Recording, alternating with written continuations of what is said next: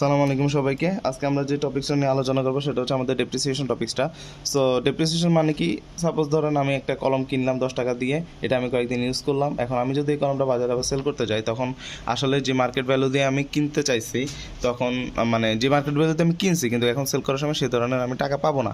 এই যে মানে সময়ের সাথে সাথে যে একটা জিনিসের প্রাইস ইউজিংয়ের সাথে সাথে কমতেছে, এটা হচ্ছে আমাদের ডেপ্রিসিয়েশন। সো ডেপ্রিসিয়েশন অনেকগুলো আমাদের টার্মিনোলজি আছে, মেথডগুলোতে আমরা পরে আসি। একটা হচ্ছে কস্ট ভ্যালু, মানে হচ্ছে এই জিনিসটার প্রাইস কত, কস্ট ভ্যালু। আর একটা হচ্ছে স্যালভেজ ভ্যালু। হ্যাঁ, দুইটা টার্ম আছে। আর আর এই দুইটার সাথে করে আরেকটা জিনিস আসবে।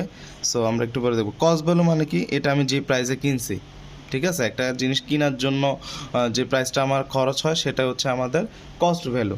এখন আমি এই এই প্রোডাক্টটা আমি কয়েকদিন ইউজ করার পরে এই জিনিসটা আমি বিক্রি করব, ঠিক আছে না? এখন বিক্রি করার পরে আমি যে অর্থটা পাবো সেটা হচ্ছে আমাদের স্যালভেজ ভ্যালু, ঠিক আছে। এখন বলতে পারেন যে এই জিনিসটা ইউজের পর তো আমি এটা বিক্রি নাও করতে পারি, তাহলে সেক্ষেত্রে স্যালভেজ ভ্যালুর মান 0। কিন্তু আমরা ম্যাথমেটিক্যাল হিসাবের ক্ষেত্রে দেখব যে কিছু না কিছু স্যালভেজ ভ্যালু থাকে, 1000 2000 সামথিং। তো কস্ট ভ্যালু কিনলাম আমি, স্যালভেজ ভ্যালু হচ্ছে কি আমি যেটাতে আসলে বিক্রি করলাম। তাহলে কস্ট ভ্যালু থেকে স্যালভেজ ভ্যালু যদি আমি বিয়োগ দিই, cost value minus salvage value, ঠিক আছে, তো সেটা হচ্ছে আমাদের হচ্ছে ডেপ্রিসিয়েশন বা ডেপ্রিসিয়েবল কস্ট। এই হচ্ছে একটা টার্ম, ডি কস্ট আমি লিখলাম, বা ডিপি কস্ট, ডেপ্রিসিয়েবল কস্ট। এই একটা গেল। আর আরেকটা টার্ম আছে, সেটা হচ্ছে আমাদের বুক ভ্যালু। বুক ভ্যালুটা কি? বুক ভ্যালুটা একটু পরে আমরা ম্যাথমেটিক্যাল করার ক্ষেত্রে দেখব। বুক ভ্যালুটার ফর্মুলা হচ্ছে এই যে কস্ট ভ্যালুটা আছে সেখান থেকে আমরা হচ্ছে অ্যাকুমুলেটেড ডেপ্রিসিয়েশন যেটা আছে সেটা বাদ দিব। কস্ট ভ্যালু থেকে অ্যাকুমুলেটেড ডেপ্রিসিয়েশন যেটা আছে সেটা বাদ দিলে আমরা যেটা পাবো সেটাই হচ্ছে আমাদের কি, বুক ভ্যালু। শেষ। এখন এই হচ্ছে কথা, ঠিক আছে। এখন কস্ট ভ্যালু নিয়ে কিছু একটু বলি। সাপোজ আমি একটা মেশিন কিনলাম, ওকে। এখন মেশিনটার প্রাইস হচ্ছে 10,000 টাকা সাপোজ। এখন মেশিনটা আমি যদি কস্ট বলি 10,000 টাকা, এটা কিন্তু ভুল কথা। অ্যাকাউন্টিংয়ের ভাষায় কস্ট মানে হচ্ছে যে এই মেশিনটা আমি কিনলাম, এই মেশিনটা এখন শিপিং করার ক্ষেত্রে আমার একটা কস্ট আছে, ইনস্টলেশনের জন্য একটা কস্ট আছে, এই মেশিনের জন্য একটা ট্যাক্স দিতে হবে বাইরে থেকে আনার ক্ষেত্রে, সেক্ষেত্রে একটা কস্ট আছে। এই জিনিসগুলা হচ্ছে টোটাল যে অ্যামাউন্টটা, সেটাই হচ্ছে অ্যাকাউন্টিংয়ের ভাষায় কস্ট ভ্যালু। আমি এই কলমটা 10 টাকাতে কিনছি, এটা কিন্তু অ্যাকাউন্টিংয়ের ভাষায় কস্ট ভ্যালু না, ঠিক আছে। এটার আসতে, উৎপাদন হতে আরও আনুষঙ্গিক যে সকল খরচ আছে সব মিলে হচ্ছে কস্ট ভ্যালু। এখন এখানে কস্ট ভ্যালুর ক্ষেত্রে একটা জিনিস বলে রাখা ভালো, যে এটা হচ্ছে একবার, মানে এক কস্ট ভ্যালুর ক্ষেত্রে এই যে আমি এতগুলো টার্ম বললাম, এটা যোগ হবে। এই যে জিনিসগুলো আমরা যোগ করে কস্ট ভ্যালুটা পাবো, সেগুলো আসলে কি ওই প্রোডাক্টটার মানে একবারই ইউজ হয়েছে, মানে ওই প্রোডাক্টটার কস্ট ভ্যালুটা আনার জন্য আমার এই জিনিসটা, সাপোজ শিপমেন্ট আমি কয়বার করব, একবার করব। ট্যাক্স আমি কয়বার দিব, একবার দিব। মেশিন ইনস্টলেশন যে চার্জ সেটা কয়বার দেবো, একবার দেবো। এই যে একবার যে টার্মগুলো আমি বলতেছি, একবার, সেটা হচ্ছে আমাদের নন রিকারিং। মানে কি একবারই করব, বারবার করব না। এই একবার যে জিনিসগুলো আমি করব সেটা হচ্ছে আমার কস্ট ভ্যালু, ঠিক আছে। কিন্তু কথা হচ্ছে যে সাপোজ ধরেন যে মেশিনটাতে প্রতিদিন আমার তেল দেওয়া লাগবে। এছাড়া হচ্ছে আমরা ওই যে আরেকটা টার্ম আছে ইন্স্যুরেন্স পলিসি, সেটা প্রতি মাসে মাসে আমাদের করা লাগে, ঠিক আছে। সো ইন্স্যুরেন্স পলিসি এই ক্ষেত্রে আবার হচ্ছে অয়েল, আমাদের প্রতি মাসে একটা কস্টিং থাকে। এই যে প্রতি মাসে যে একটা কস্টিং থাকতেছে, এটা কিন্তু লাগবে আমার। সো এটা কিন্তু আবার আমার কস্ট ভ্যালুর সাথে অ্যাড হবে না।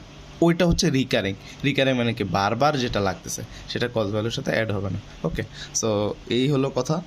তো 3টা মেথড আছে আমাদের, একটা হচ্ছে স্ট্রেট লাইন মেথড, একটা হচ্ছে ইউনিট অ্যাক্টিভিটি মেথড, একটা হচ্ছে decreasing rate method, maybe declining balance method বা সামথিং, যেটাই বলি। শেষ। আমাদের এখন মেথডটা হচ্ছে straight line method. Straight line মেথডের ক্ষেত্রে সহজে যদি বলি যে প্রত্যেক বছর, এই ক্ষেত্রে মেইন কিওয়ার্ড আমি বলতেছি, প্রত্যেক বছর আমাদের যে ডেপ্রিসিয়েশন কস্ট আছে সেই ডেপ্রিসিয়েশন কস্টটা হচ্ছে সমান থাকবে। আমরা একটু পরে করলে দেখব প্রত্যেক বছর ডেপ্রিসিয়েশন কস্টটা আমার কী থাকবে, সমান থাকবে। এটা হচ্ছে স্ট্রেট লাইন মেথডের প্রথম ইয়া। আর এই ক্ষেত্রে আমরা তো দেখলাম যে ডেপ্রিসিয়েশন কস্টটা আমরা কেমনে বের করব, কস্ট ভ্যালু থেকে আমার স্যালভেজ ভ্যালুটা আমরা বাদ দিব, তাই না? এরপর হচ্ছে কি আমাদের আরেকটা টার্ম আছে, সেটা হচ্ছে অ্যানুয়াল ডেপ্রিসিয়েশন এক্সপেন্স। সেটা আসলে কেমনে, এই যে cost value minus salvage value অর্থাৎ ডেপ্রিসিয়েশন কস্ট ডিভাইডেড বাই কি ইউজফুল লাইফ, আসলে কয় বছর বা কয় মাস আমি ইউজ করছি। ইয়ার থাকলে আমরা ব্র্যাকেটে ইয়ার লিখবো, মান্থ থাকলে মান্থ লিখবো, যেভাবে, তবে ইয়ার থাকলে ইয়ারই লিখবো টাইমটা। আচ্ছা যাই হোক, তাহলে আমরা ডেপ্রিসিয়েশন কস্টটা পাইলাম কস্ট ভ্যালু মাইনাস সেলভেজ ভ্যালু, এবং সেই কস্ট ভ্যালু মাইনাস সেলভেজ ভ্যালুকে যদি আমি মানে ইউজফুল লাইফ দিয়ে ভাগ দিই তাহলে অ্যানুয়াল ডেপ্রিসিয়েশন এক্সপেন্সটা আমি পেলাম। ওকে, সো এটা এখান থেকে এই টার্মটা আমরা এতটুকুই পাইছি। এছাড়া আরেকটা জিনিস আছে, সেটা হচ্ছে যে ডেপ্রিসিয়েশন রেট বা স্ট্রেট লাইন রেট বলা হয়। স্ট্রেট লাইন রেট এটা কি, এখন আমরা যে প্রোডাক্টটা কিনবো আর কি, ঠিক আছে, সেটার কস্ট কি, কস্ট 100% না, মানে একটা 10,000 টাকার প্রোডাক্ট, তার মানে কস্টটাকে যদি আমি 100% ধরি, সেই 100% কস্টটাকে আমি কয় বছর ইউজ করতে পারি, যদি বলি ইউজফুল লাইফ 5 ইয়ার 5, তাহলে 100% ডিভাইডেড বাই 5, তাহলে সবসময় যে কস্ট আছে সেটা তো 100% নর্মালি ডিভাইডেড বাই ইউজফুল ইয়ার, বা ইউজফুল ইয়ার বলতে আমি ইউজফুল লাইফই বোঝাচ্ছি এটা।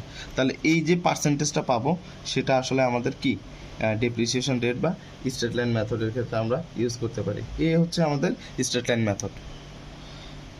এই মেথডের ক্ষেত্রে একটা খুবই গুরুত্বপূর্ণ জিনিস হচ্ছে, আমরা যখন ম্যাথ করবো আমরা জিনিস একটা খেয়াল করব যে এক্ষেত্রে ডেপ্রিসিয়েশন কস্ট বা ডেপ্রিসিয়েশন কস্ট না, আসলে আমাদের যে কস্টটা আছে, মানে যে প্রাইস আমি কিনছি সেই কস্টটা সমান হবে আমার অ্যাকুমুলেট ডেপ্রিসিয়েশন। এটা কোন ইয়ারের ক্ষেত্রে, লাস্ট ইয়ারে, অর্থাৎ সর্বশেষ বছরের যে অ্যাকুমুলেটেড ডেপ্রিসিয়েশন এক্সপেন্সটা আছে বা অ্যাকুমুলেটেড ডেপ্রিসিয়েশন যেটা আসে সেটা হচ্ছে আমার কস্টের সমান হবে। এটা একটা চেক। সেকেন্ড চেক আমি যেগুলো বলতেছি এটা হচ্ছে চেক। সেকেন্ড চেকটা কি দিতে পারি, সেকেন্ড চেকটা হচ্ছে আমাদের যে লাস্ট ইয়ারের যে বুক ভ্যালুটা আছে, এটা হচ্ছে আমাদের ওই যে স্যালভেজ ভ্যালু আছে না, এই স্যালভেজ ভ্যালু সমান যদি হয় তাহলে আমরা বলবো আমাদের ম্যাথ বা প্রসেসটা হচ্ছে আমাদের